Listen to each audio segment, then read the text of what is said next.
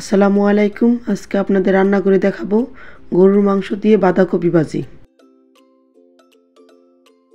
গরুর মাংসটা আগে প্রেসার কুকারে দিয়ে সিদ্ধ করে নিব।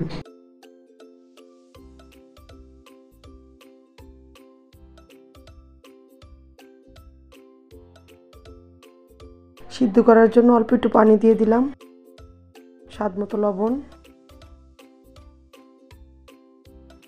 ঢাকনা দিয়ে ঢেকে দিলাম সিদ্ধ হওয়ার জন্য। আমি বাঁধাকপি আগে থেকে ধুয়ে কুচি করে কেটে রেখেছিলাম, এখন চুলায় দিয়ে দেবো সিদ্ধ করার জন্য। ঢাকনা দিয়ে ঢেকে দিলাম, আবার ঢাকনাটা খুলে আমি ভালো করে নেড়ে নিতে হবে যাতে নিচ দিয়ে না লেগে যায়।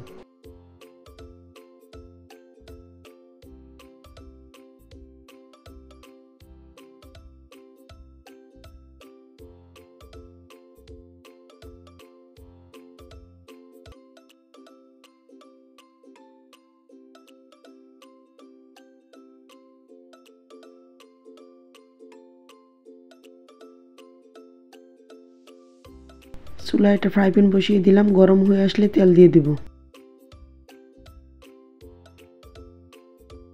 তেল গরম হয়ে আসলে কটা কাঁচা জিরা দিয়ে দিলাম।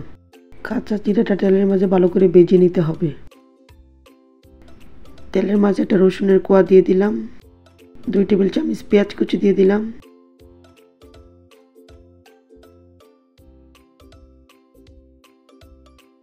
টমেটো কাঁচামরিচ দিয়ে দিলাম।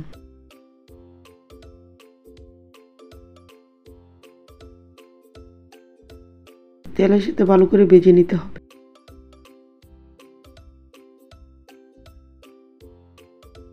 স্বাদ মতো লবণ,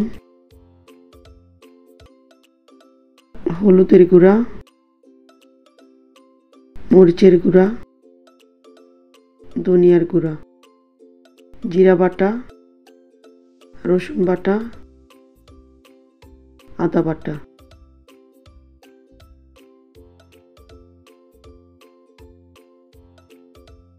মশলাটা তেলের মাঝে ভালো করে ভেজে নিতে হবে যাতে কাঁচা গন্ধটা না করে।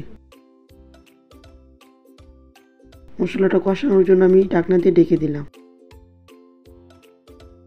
গরুর মাংসটা আগে থেকে প্রেসার কুকারে দিয়ে সিদ্ধ করে রেখেছিলাম, মশলার মাঝে সিদ্ধ করা গরুর মাংসটা দিয়ে দিলাম।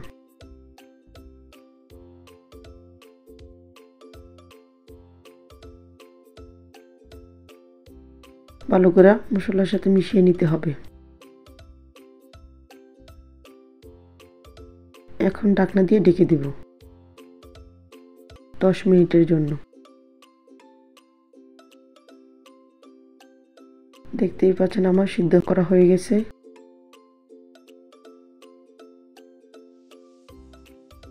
আগে থেকে বাঁধাকপিটা সিদ্ধ করে রেখেছিলাম, ওইটা দিয়ে দিলাম। আবার ভালো করে ঢেকে দিলাম।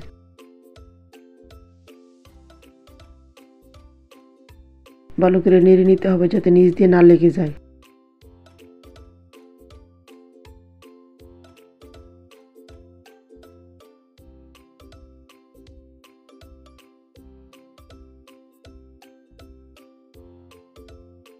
আবারও ঢাকনা দিয়ে ঢেকে দিলাম।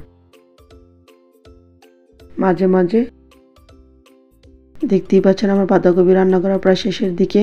আমি কয়েকটা ধনিয়া পাতা দিয়ে দিলাম। ভালো করে বাঁধাকপির সাথে মিশিয়ে নিতে হবে ধনিয়া পাতাটা। ধনিয়া পাতাটা দিলে খাবারের টেস্টটা ভালো হয়।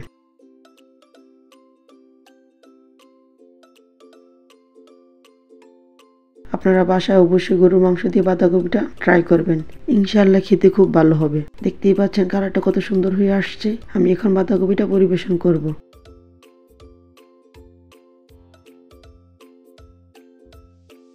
আমার রেসিপিটা যদি আপনাদের কাছে ভালো লেগে থাকে, লাইক এবং সাবস্ক্রাইব দিয়ে পাশে থাকবেন। আসসালামু আলাইকুম।